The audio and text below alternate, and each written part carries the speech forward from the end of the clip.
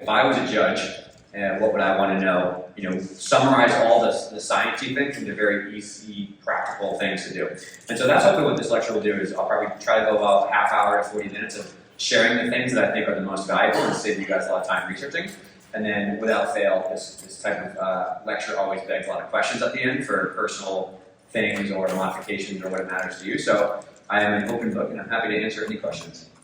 And so I'm not sure if has everyone heard this story, this big rock story? It comes from like an MIT professor, I think, about, So in a nutshell, this story is essentially try to focus on the things that matter the most and put 80 to 90% of your time and effort into those things. And then if those are successful, move on to the next layer of things, right? So start with big rocks first, then you can add in some smaller pebbles, and then essentially the sand is the extra fancy stuff on top. And then, of course, there's always room for liquid and coffee with a friend, right? It's like more of a life metaphor. But in my opinion, as someone who has seen a lot of different internet fads come and go, and a lot of different things, I often find that people are spending the majority of their time on the sand, the things that don't really move the needle that much, right? They're trying to find the craziest workout routine or the special exercise to make their back feel better. And I can tell you there's no special exercise to make your back feel better. But there are some very practical, easy things you can do throughout your day that do actually make a big difference if you do them consistently, right? And I think gymnastics and judging and coaching is all the same. 9 times out of 10, what you can do consistently every day is probably more effective than one epic session of whatever, right? Like I think I see a lot of PTs. People come to me, like, I stretch once a week for 2 hours, like this big Sunday yoga session, and I'm like, that's amazing if it helps your mental health, but like one thing of 2 hours is probably not going to make a difference. First, I'd rather actually see you do 15 minutes per day of a walk in the sun, and stretch after that. That's more effective than this epic Sunday afternoon stuff. That helps you, that's amazing. But whenever I meet with coaches or judges or teams, they've gotten, I don't want to say sold, maybe from a company or something, of like the fanciest, most complicated thing for them to do. It sounds great on paper, and you actually do it, and you maybe last like 3 days. And so I pretty much take the opposite approach, which is I'm okay with you doing the basic things every day, and you'll probably get more of a benefit because you have a consistent routine that changes your lifestyle, and that's really what matters the most. And so the takeaway is just focus on what is important and what actually matters. And then from there, if you find that you want more after that, then you can add in some more special things that are there. And then for the very rare percentage of people who are really interested in a certain topic of wellness or sleep, there's probably some really cool advanced stuff you can do. But I think even as someone who lives this, I don't do most of those things. So take it from me. All right, so like I said, here's an example of how I apply this. So the sand, if you wanted to start with the wrong sand first, would be whatever the craziest new fitness trend is on Facebook or TikTok or Instagram, right? Like, it's wild to see what makes it popular media these days. So starting with that means that you probably do it for 4 to 5 days, and then you get tired or something starts to hurt and you stop doing it. And it's really not effective, right? A gravel approach, which is somewhere in between, would be you do 2-hour workouts 6 days a week, right? Like, sounds awesome for a week after Christmas when you're really motivated, but by March, when you're in the middle of busy judging season, you're definitely not getting to the hotel gym for 2 hours, right? That's just not gonna happen. But what would the big rock be? The big rock is no matter where you are, what you're doing, you can probably wake up and go for a walk in the sun and get a 10-minute stretch in. You know what I mean? Like, that can happen anywhere, depending you're not judging in Seattle, right? It's like miserable out. But the majority of your time, if you just, you're from Seattle? I'm sorry. Brett and Sarah from Ascend are good friends, and I always make that joke, and it doesn't land well. But chances are, wherever you are, you can probably get up for a 10-minute walk and probably do a 10-minute stretch before your session or whatever. And then if you can find something fun you enjoy to do, which is a little bit of activity per week, then do that, right? Like pickleball is a great example. Like, so many people are playing pickleball twice a week now, and they've never played an organized sport. They don't consider that exercise, right? They think that they have to go on a run or go to a gym, and it's really not that at all. So I'd rather see somebody stretch and walk daily in the sun. We'll talk about other benefits for that. And then just do something fun that's active twice a week. Walk on the beach once and then go play pickleball, or go rock climb once a week or something like that. That's way more sustainable. It's enjoyable, it's very simple, and 9 times out of 10 when you roll out of bed, you can find some way to do that, right? And I can tell you from the research and also my own experience is that that is more effective than the crazy 2-hour workout, okay? So pretty much my big rocks when I teach people or when I consult with people are these things, right? And we're not going to talk about these like major existential crisis life overhauls. We're going to talk about how to make very tiny changes to your lifestyle that add up and cumulatively make a huge benefit over time. And there are 2 pieces to this. One is these are things that have a ridiculous amount of really good science behind them. They have a really good high quality evidence base behind them. But in my own personal life, I never give out advice or give things to clients or gymnasts or coaches or whatever until I've done it myself and I've actually sustainably seen something move the needle for me, right? I'm a human like everybody here, and I struggle with my own sleep patterns and mental health things every once in a while. So I do something myself for 4 weeks before I offer it as a piece of advice to everybody else, if it has good evidence behind it. And the things that I'll offer you are things that have actually made my life better because of it. So that's kind of what we'll focus on, is what are the big rocks for these, quote, big rocks? What are the basic things you can do for sleep or movement or mental health that makes your life better? So this is just a big picture. If you look at the research, is less than 6 hours per night on average for multiple days in a row is like correlated to a significant reduction in brain function. So just you can't think as fast. There's no amount of coffee in the world that can make your life better, right? It just reduces your overall cognitive performance, right? It also increases your anxiety and irritability, your risk, not your rate, and it decreases your mood, and then also increases your risk of depression, right? And again, those are all risks. I'm not saying if you don't sleep 6 hours, you can not think well and be depressed. That's not what I'm saying. It just overall increases the risk of those things happening, right? And I thought a lot about, I was changing this lecture over from the athletes in the college setting to you guys. I'm like, well, what does a judge need to get through a slog of a weekend of coaching or traveling and stuff like that? Well, you guys think harder than most of the people in gymnastics trying to quickly judge, right? I know all too well, watching TV, what the fans are, right? Talk about anxiety and irritability, and just overall being healthy throughout a season. Like, that's what I thought about. It's like, okay, if this was me, what would I be trying to fix? And I feel like sleep is by far and away the easiest to change, and it makes the biggest return on investment. So like 15 to 30 minutes more of high quality sleep by going to bed slightly earlier, with falling asleep faster, and then waking up the next day makes your life substantially better. And I can tell you for a fact that was probably the best thing that I ever did, was actually change. Okay, I'm going to go to bed at 10:30 and shut my phone off and like read for 30 minutes before I go to bed, and actually wake up at the same time every day and actually get to see sunlight every morning. And within 2 weeks, I felt like probably 10% better. Consistent sleep and wake time is more important than the hours. So say it's better to go to bed from say 10, I think my dad all the time. I hate my dad because he gets 6 hours of sleep, he's fine. He's just a weird dude, right? He's always been that way. If he goes to bed at 10, he wakes up at 4. If he goes to bed at 12, he wakes up at 6, and he's ready to go. But for him, it's better for him to get the same consistent sleep schedule than the same number of hours. So I'd rather see him sleep 10 to 4 as much as he possibly can than 12 to 6, 8 to 4. Like if you get 6 hours, but it's all over the place, time and pleasure, your body's circadian rhythm can't catch a flow. But if you actually go to sleep and wake up at the same time, majority of your days and weekends, your body falls in rhythm pretty well. And that's what's really hard for the college athletes and you guys as well with jet lag and time zone changes, is if you are 11 to 6 person, right, you want to try to get 11 to 6 even on Saturdays and Sundays, which is hard, right? Because sometimes, I know myself, I'm exhausted, I go to bed at 8, and then I wake up at 6, right? And then another day I slept really well, I go to bed at 11 because I'm busy working late, or I get into a flight late, I wake up at 7 or 8 the next day in a different time zone. So as much as you can, you want to try to get consistent sleep schedule first. And the way you adjust for that, not to be the witness, is if you know you're going 2-hour time zone away, you try that week prior to adjust, right? So go to bed a little earlier and wake up a little earlier, because then when you catch your time zone change, you'll very quickly fall into that rhythm. So from here, what are the biggest things that negatively influence your sleep, okay? So one is, like we just said, a consistent schedule, like not having a consistent schedule. Okay, this is actually a crazy one, and a very simple thing that we'll be able to fix is sunlight exposure first thing in the morning and then on the evening. So anyone who listens to Andrew Huberman or follows some of the science from Matthew Walker, it's pretty wild. You have special cells in your eyes that essentially set your body's circadian rhythm that are based on the reflection of sunlight at an angle. So your body is biologically programmed to see sun at an angle like a sunrise, and it sets your circadian rhythm, right? They're called melanocytin receptors. So when I see the angle of the lights above me, I'm more in wake-up mode. When I see the angle of the horizon down, like if I'm walking and the sun is setting down at the beach, my body starts to go into sleep mode. So that's how we naturally woke up and fell asleep before we had all these things, right? You just wake up, come out of your cave, and you would see the whole morning, and you can get your day going. And then you come back home, you see the sunlight, you said fall asleep, there were no campfires, right? So when the sun set, pitch black. So you probably want to be home before that happens. So waking up and seeing the sunlight early is something that you can definitely do on a different time zone. Even with clouds, or even if you're in somewhere that's overcast, the UV rays still go through the clouds and hit your eyes and wake your body up. And so I'll be honest, I thought that was complete crap. I was like, there's no way that's true. And then I did it consistently for a week, and I was like, I actually feel quite a bit better. So a lack of consistent, and then like we said, time zone changes are pretty brutal. Time zone changes are probably actually one of the hardest things for your body to adjust to. out of all the things we do. And so while your job unfortunately requires that of you and me, the best thing we can do is prep for the week before with our sleep schedule, our caffeine intake, and some of our other exercise habits to try to make ourselves more tired and go to bed earlier, which is actually pretty useful. Blue light, I think, is pretty well known at this point. People know that staring at an iPad and watching Netflix and then shutting it and trying to go to bed is not going to work. The reason being is that it keeps your brain awake even though you're asleep. So we'll keep it as non-nerdy as that. Caffeine schedule is another tough one that I struggle with too as well. But anyone know the half-life of caffeine? How long it stays in your system? 10 hours. Yeah, so 10 hours. 10 hours, and then real bonus questions. Does anyone know why caffeine works?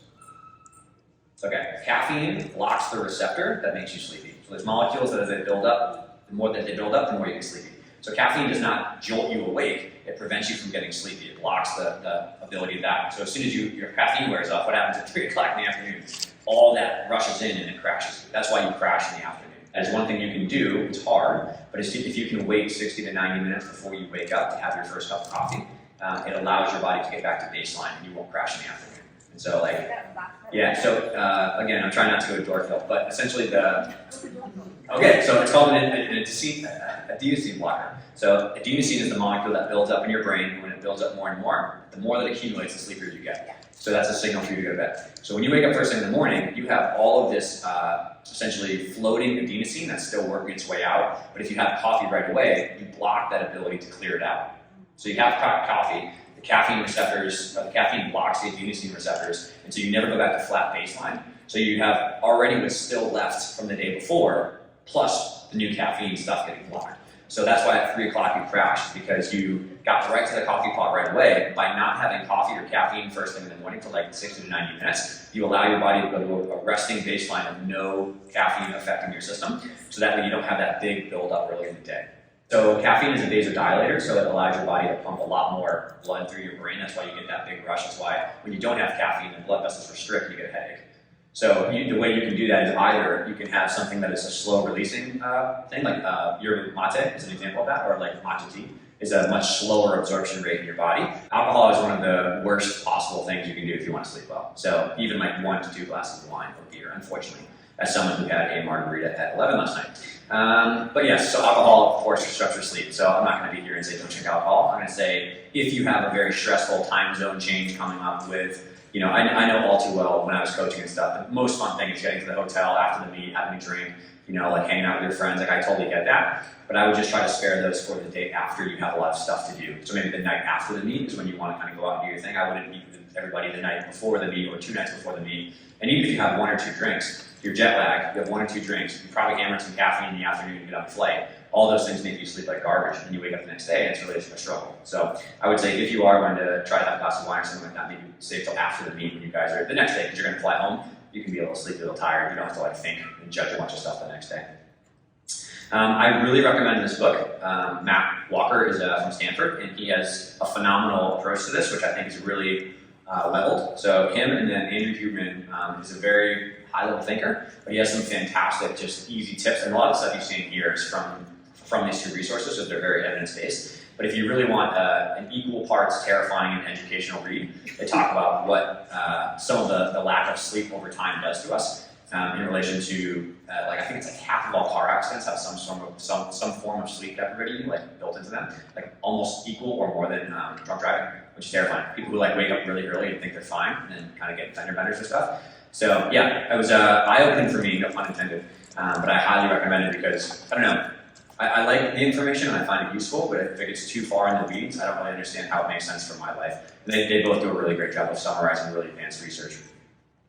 So what are the biggest things that you can do to actually move the needle on sleep, okay? So one is the same schedule, right? So like we said, I'd rather see someone sleep 7 hours consistently, back and forth, than 7, 8, 5, 6, back and forth. Try your best to adjust to the time zone you're going to go to if you have a meet somewhere else.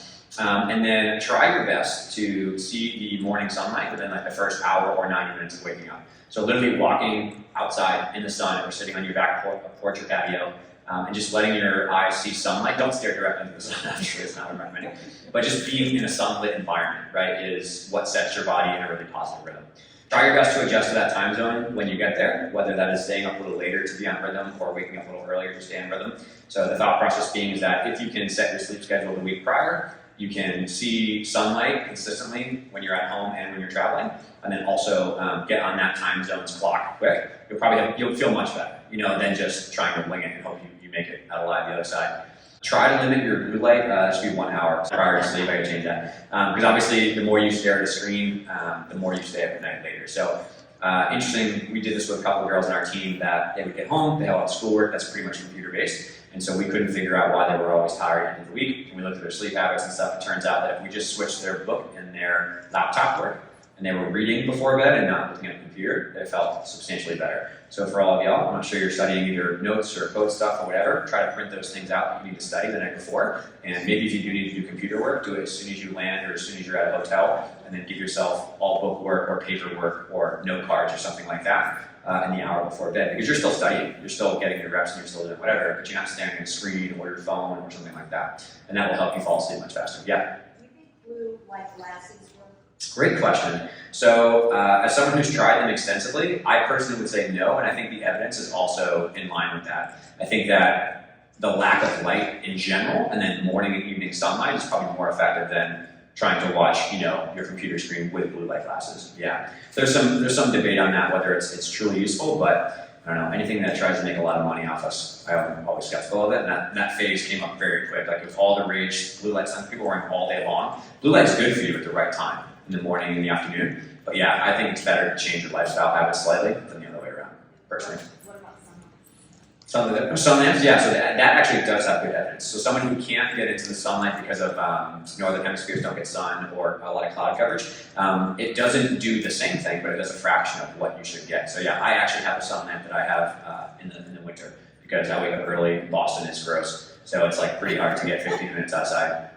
Even if you wake up on a nice day, the sun hasn't come up, you know what I mean? So yeah, those do have good support for them. Limit caffeine, like we said, and then yeah, your choice on alcohol, but if you can limit the alcohol intake. Okay, so movement, just exercise, all sorts of different activity, right? Movement helps with a lot of things. So one is it actually helps you sleep better, which is why I put this as 2.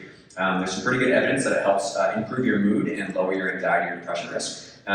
It helps a lot with brain function. There's actually a type of molecule called BDNF, which got all the rage maybe 5-10 years ago. Kids in schools, they took away recess and they were like having trouble on tests. They found that they put recess back in and gave them aerobic activity. They actually did better on tests. That's because the molecule that's released when you exercise is what is helping to promote new nerves being grown in your brain, which is how you learn. So yeah, I find that I feel like I'm more smart and more productive when I do regularly work out. If I don't work out for like 3, 4, 5 days in a row, I do feel like my brain's a little slower. That's anecdotal evidence, but there's some really good support for that. And then I will say the last one has an asterisk. The right type of movement and the right dosage of movement can substantially reduce your risk of back and knee hip pain, right? This is coming from a PT who does this for a living, so take that with a grain of salt. But I know all too well from being a gymnast that the overdosage or the wrong types of movement can definitely not be productive. But the right appropriate type of exercise and getting an assessment and knowing what kind of to do for what fits your lifestyle can substantially help reduce your risk of issues, right? Back pain, for example, the only 2 things that in the evidence are very clear that help with back pain are teaching someone about how they get back pain and exercise. All forms of exercise. Walking, core stuff, everything you possibly imagine does help with back pain when it's consistently done. But teaching someone why they get back pain is equally as effective. So, all right, so what are the big rocks here, right? So this is a big one. I think this is probably where you guys can get the most benefit. So posture reversal, sitting is not bad for you. I'm sorry if you heard about the sitting is the new smoking or all that kind of stuff. Like sitting itself inherently is not like your spine's gonna explode, right? The problem is when you do one thing over and over and over and over, right? The average person bends their back forward 3,000 times per day. Brushing your teeth, putting your shoes on, walking to the car, sitting in the car, getting on the desk, all that kind of stuff. And so our lifestyle has just become more prone towards the forward motions, which is funny because gymnasts is the complete opposite, right? All the gymnasts that I treat for back pain who have back fractures, they just back bend over and over and over again. So sitting actually makes them feel better, right? Versus you and I, as we have our normal adult lives, chances are we're sitting 9 times out of 10, right? You think about a weekend getting to a meet, right? You get in the car, you drive to the airport, you sit in the airport, you sit in the plane, you get to the hotel, you sit and read your notes, you go to bed, you wake up, you sit in the warm-ups, right? Like, you're getting the pattern. So I don't think that it's bad for you to sit, right? The problem is when you do all of one thing. If I jumped on one leg for an hour, my knee would probably start to hurt, right? So I think the biggest thing that we recommend to people is trying to minimize the risk of over and over bending and then trying just to reverse your posture whenever you can. So maybe that is, obviously in a meet you can't do that, but that's the morning of trying to go for a walk, right? Trying to do some gentle cat-cows to stretch your back out in the opposite direction. And then when you do sit down for your meet judging sessions, just take your towel or some sort of roll and just roll it up and put it in your lower back so that you're not sitting really deep in the chair, you're just slightly more upright, right? And then if you can get up between rotations when they're warming up and just walk around a little bit, that alone has eliminated probably 1,000 to 2,000 of the provoking thing. By just sitting with a towel roll, by doing some light stretches in the morning, and then getting up between the rotations, versus like literally just sitting all day long. And again, I've unfortunately probably treated like 1,000 people for back pain in my life, in my career, and 9 times out of 10, they come to me with some unbelievably complex reasons why their back hurts, and the most ridiculous exercises that someone has given them to help. And I'm like, okay, let's just talk about the other 20 hours of your day you're awake. Can we fix something in there, right? And like one little thing changed over multiple days is way more effective than the craziest exercise routine, right? Big rocks again. So postural reversal is a really big thing. In terms of walking or some sort of aerobic activity, this is what helps with the brain function the most and the depression stuff and the anxiety stuff. So if you can literally just 2 to 3 days per week, try to do something that gets your heart rate up a little bit, 20 to 30 minutes, that's all you need to worry about, right? You do not need to do CrossFit. You don't need to do these crazy things. You don't need these crazy, triathlon trainings. If you're into it, do your thing. I'm not offended at all. But the way you define actual helpful cardio is that it'd be hard to hold a conversation. So say you're doing a brisk walk with somebody around a green or something, and it'd be hard to have a regular conversation. You could get the conversation out, but you kind of be huffing and puffing a little bit. That's like what we call zone 2 cardio, and it's where most of the benefits are. So you don't need to be, absolutely crushing yourself, for this to work. It's just be basic, consistent exercise. Okay, the third thing I think is really important is strength training. Actually, is really, really, really important for people who are in an adult world and are trying to, maintain their health as they age. The muscle you have declines after I think it's the age of 30, slightly every year, which is really sad. But, when you get older, you think about, falling, or you think about your wrist hurting, you think about your back hurting, stuff like that. The stronger you can be, the less risk of something like that happening is, which is why maintaining muscle mass for everybody is really, really important, right? When the athletes are younger, they're oftentimes overtraining. They're doing too much physical preparation, repetitive movements. But as you get older, just doing a general strength training routine 2 to 3 days per week, based on what exercises feel comfortable and what you do well, is all you need, right? So basic compound movements are really all you need, like basic stuff.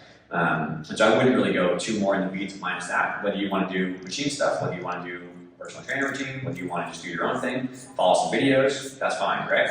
And then soft tissue care also is very useful. I know it's challenging sometimes to find an area of space in a travel routine to foam roll and stretch, but just maintaining some flexibility and range of motion of muscles, because again, you do the same movements a lot, things can get stiff. Your quad, your hip flexors, some of your lower back muscles, they get taxed over and over and over again. So oftentimes, the same thing that is the stretching, quote unquote, is also like the posture reversal. So, getting your quads and things like that to relax, getting your upper back and your neck to kind of get over a foam roller. If you're staring at your sheets all day long, that obviously brings up some neck soreness over time. So just literally looking up, just looking up every once in a while, is really important. It's always funny because people who come to me with these complicated, quote unquote, problems. I'm like, when's the last time you looked up?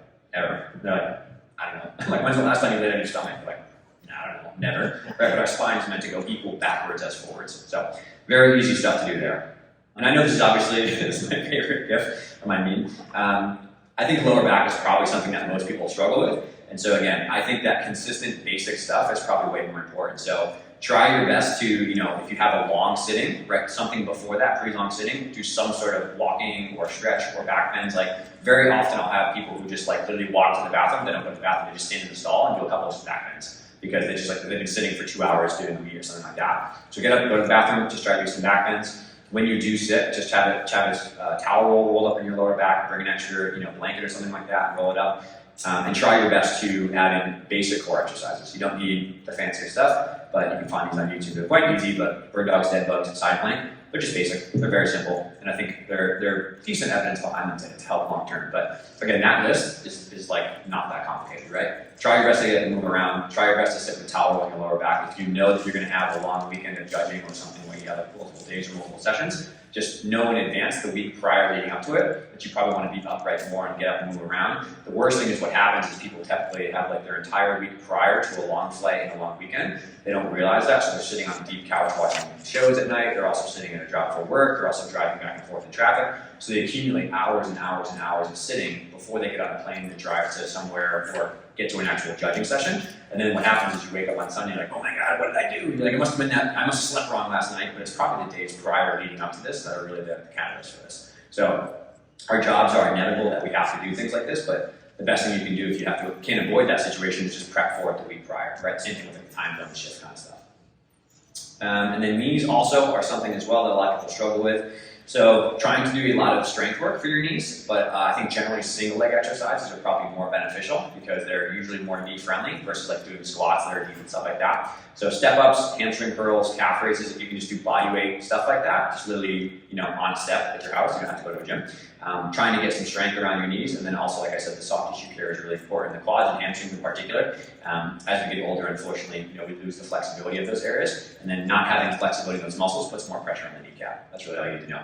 But trying to maintain some of that as well as hip strength is very important because those muscles of your hip kind of deload your knee. And the same way we talked about in the landing lecture, right? The stronger hips you can have, and the more you can align those hips, the better you'll feel when you actually land.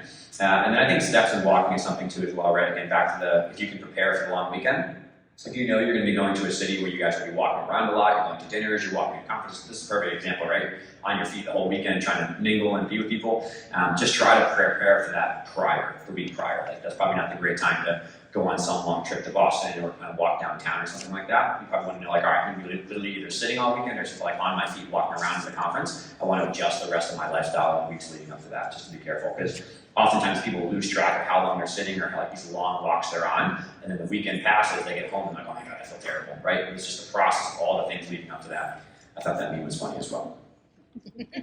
Okay, so the summary here is that consistency is more important than intensity.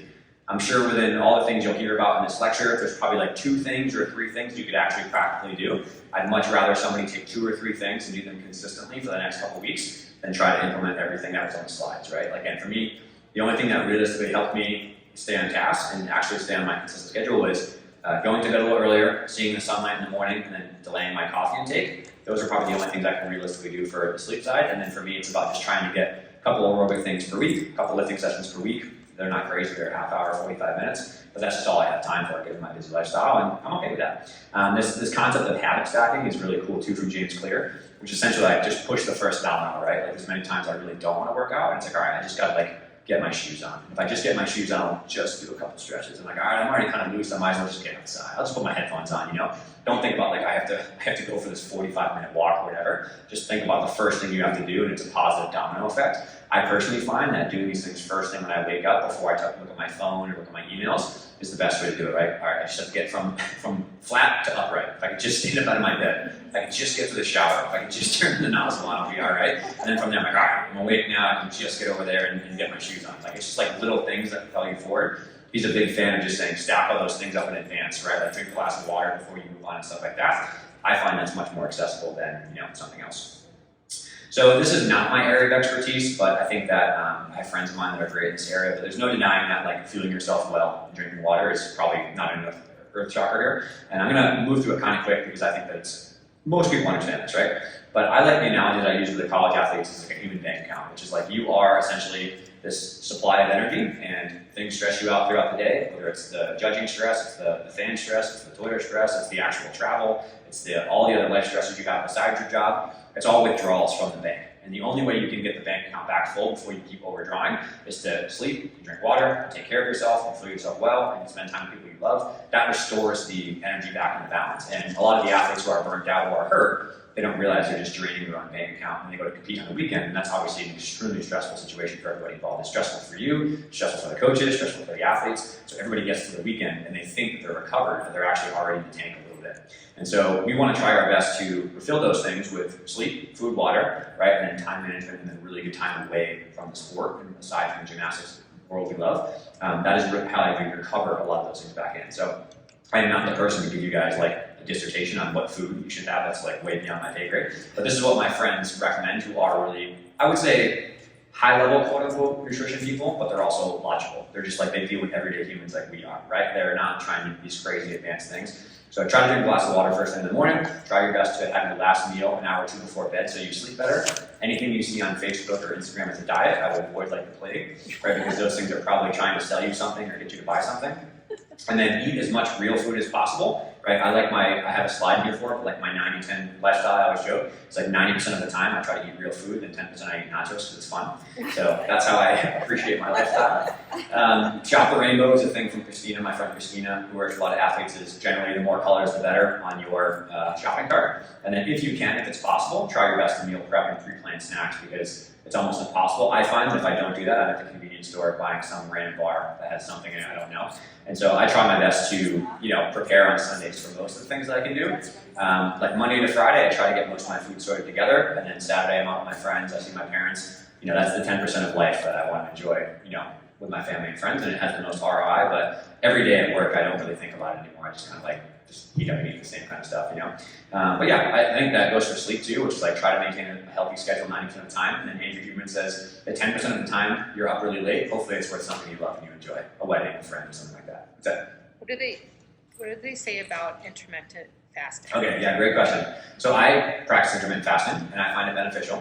There's a slippery slope here though, right? I will just use myself as an example. I come from a sport that I thought about my weight and my body and stuff for years, and it's very unhealthy. And so I had borderline eating disorders after college because of how intense I was with that. So intermittent fasting, the first round that I did it, was really not healthy for me. And if you're athletic in any way, shape, or form, you're training for something, you want to do a new bike ride, intermittent fasting is really not a great way to fuel yourself well for that, okay? Now, with that being said, intermittent fasting does have really good health benefits if you do it in a nice, logical way. I think most of the benefits come around 14 hours of fasting, which is like skipping breakfast and having a late lunch is all you need. So I'm like an 8 to 11 kind of guy. So if I had my last meal by 6 when I get home or 7, I go to sleep. I sleep, till whatever. I get up and I go busy. Black coffee does not break the fast through most people's research. And so by 11 o'clock, I have like my normal meal and I'm completely fine. Like I don't notice it at all. So if you have a health benefit goal and you do it rationally without any craziness going on, it does have some really good benefits for it in terms of like longevity, health, mental clarity, and stuff like that. There are endurance benefits for bikers after like 16 to 18 hours, but it's awful, just to be honest. I've done it before and it's pretty terrible. And I didn't really notice that much of a significant change in my lifestyle. Going from like not doing it to 12 hours, I felt much better, and maybe 14, a little bit I wiggle there, but everything after that, I felt like it was more for, I don't know, it just didn't feel good, So there is research to support it. But if you have any history like I did, I took a break from it for 3 years and came back and did it again when I was a little bit more square with my mindset around it, and it was actually very beneficial, and I feel really good about that. But if you have any history where it's probably not a good idea for you, or you have a goal you're training for or something, like you want to work out a lot, it's really hard to lift or exercise or do stuff when you're fasted. It feels pretty terrible. So I have the luxury that I can work out at 10 o'clock, and that's fine for me, and then I eat after.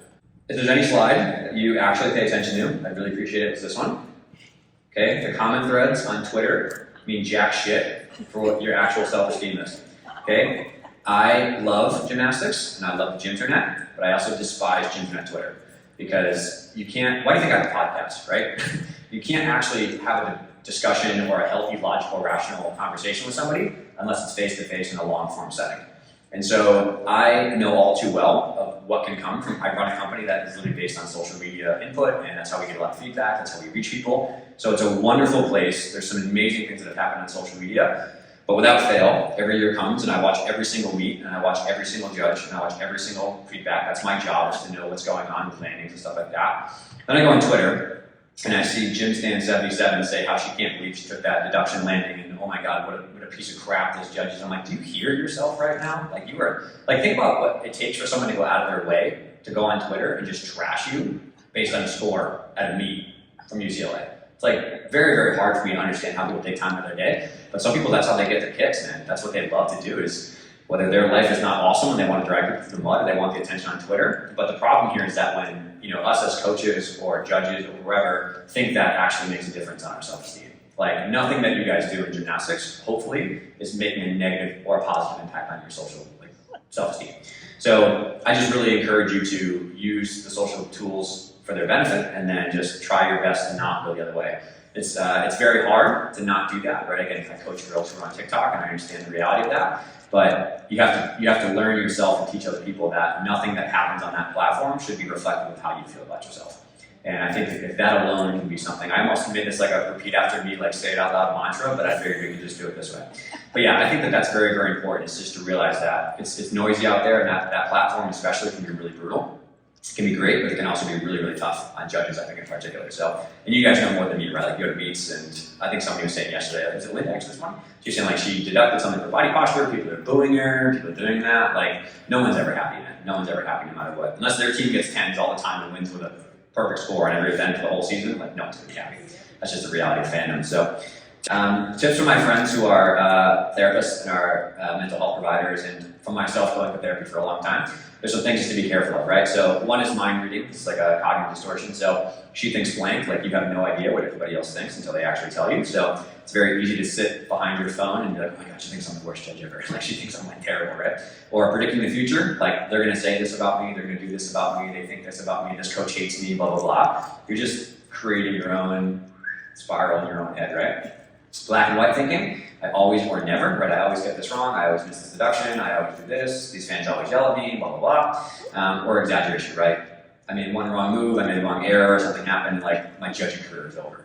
Cookie hates me, right? Like, it's not what's happening, I promise. But these are all things that we all deal with. It's just the way that our brain processes.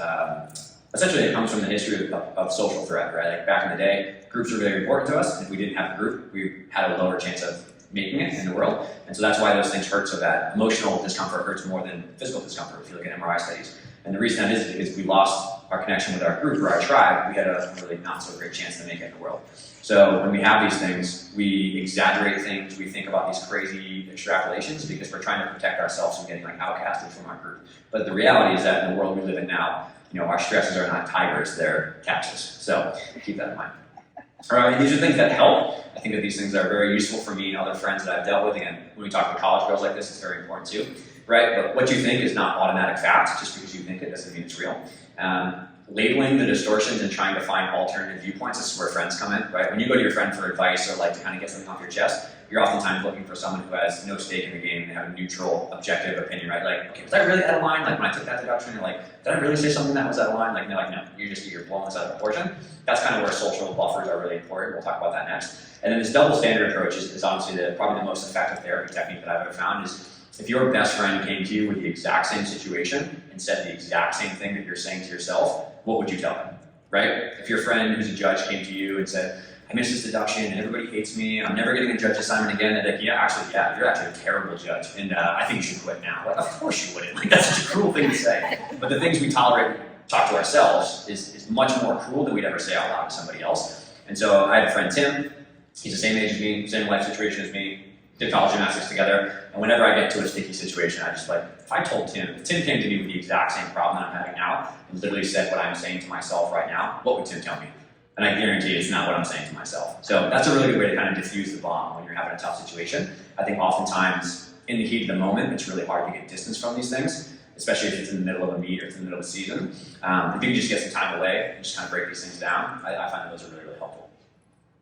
And then social connections and hobbies. There's a really good body of research that says that social connections can either be a huge producer of stress or a huge buffer of stress, okay? We all know exactly what I'm talking about, which is when you have coffee with a friend after something really stressful happened and they're just, as Simon Sinek says, you guys have heard that book, Start With Why, is a pretty famous book around that. But essentially it says like, you have a friend who's willing to sit in your mud with you and just hear your problems, not try to fix it, not try to like give you life advice, but just literally let you throw up your problems and get them off your chest internally.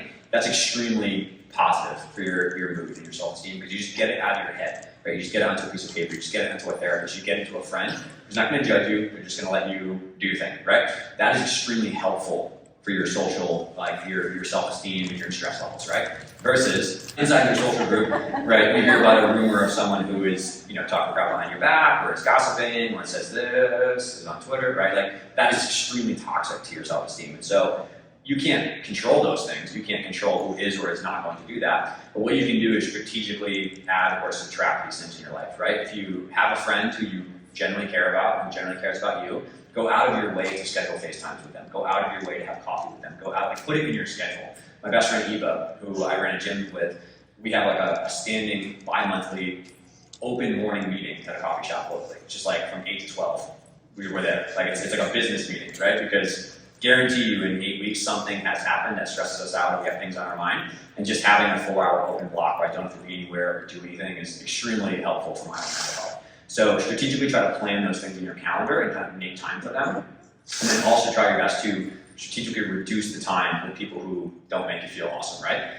Unfortunately, sometimes those people are your family members. You have to see them, right? Family members or people you're close to, people you work with sometimes is an issue, but you just have to try to limit time as much as you can. You know, I'm not saying don't talk to your sister. I'm saying just like try your best to strategically plan when you're going to hang out with them and how long and that kind of stuff, because again, people just unfortunately dump their problems on you sometimes or are really irritated, but you owe it to yourself to try to make sure you're taking care of your own health first, right? So try your best to do that.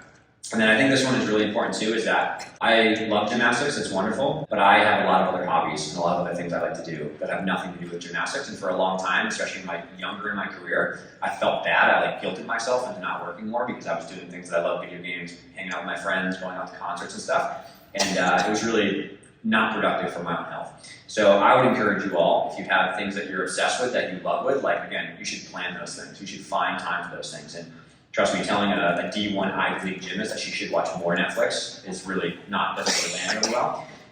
But it's amazing what like 30 to 60 minutes of that does for your overall health, right? And so I, again, have tried my best to practice what I preach, which is like I have in my calendar block times where I'm like not doing anything else but this thing, like it's just like hobby time. So it's 2 hours of whatever I want, you know, and it is what it is. So I think that in the off season, it's really easy for you guys to do that because you have more time. The real challenge is when the grind of meet season is going on, you know, and you have stuff back-to-back weekends, and there's constant action, there's constant emails, there's constant stuff going on. But that is when you need it the most, right? That's when you need time away from gymnastics and people that are around you all the time. I would highly encourage you to try to figure out one hobby maybe that you'd like to do, that you're scared people will judge you if you do, but you love it, and try to build it into your schedule for the next year, right? There's a lot of things when I was younger that I was like embarrassed to do, and now I just don't care, because I didn't know. So, all right, so what are the big rocks here? Okay, so if we put this in a stack in another way, not so much just a clump, but in a stack, I would try to do these things in this order because this will have a positive cascading effect, right? Just focus on how to get better sleep first, maybe a little bit more. Then you can stack on top of that maybe some sort of morning walking routine, right? And then from there, maybe you can plan some sort of, you know, pre-planned breakfast. And then from there, you can add in the next layers of mental health and social connection. I think that just those first 3 alone, 15-minute changes for those in your daily life would be substantial.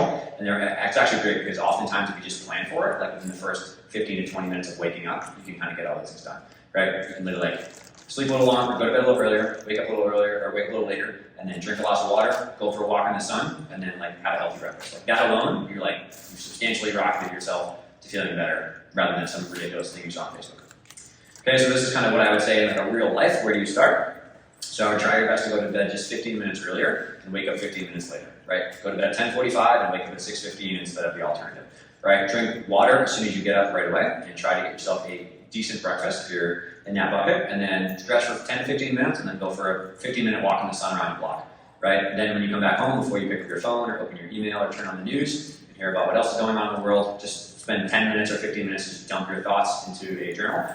One of the most beneficial things I've taught college athletes and done myself is this exercise called One to Burn that my therapist taught me. Pull out a piece of paper, write all the things in your head that are terrifying for even you to write down, and then burn it. Like literally light it on fire, and then it's destroyed, right? Because oftentimes you don't even want to write down some of the things that are bothering you because you're worried someone will see it, or you're worried someone will find your notepad and then judge you for it, right? So if you light it on fire, nobody finds it.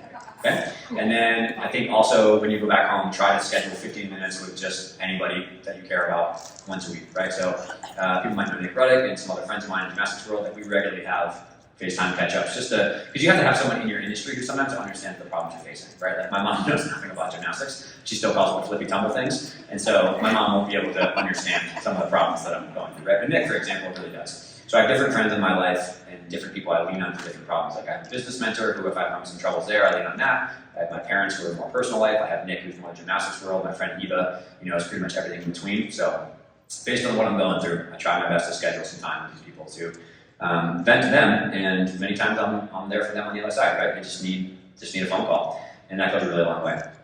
So in summary, okay, sleep consistency is really important. try your best to move in some way, shape, or form, 15 to 30 minutes. The 90-10 right there, right? Try to best to eat real food and drink water 90% of the time, and then 10% enjoy your life. Twitter's pretty dumb, and I wouldn't really worry about it for your self-esteem. And then I love the last one, which is try your best to work to live, not the other way around. Okay? All right. Look at that on time again.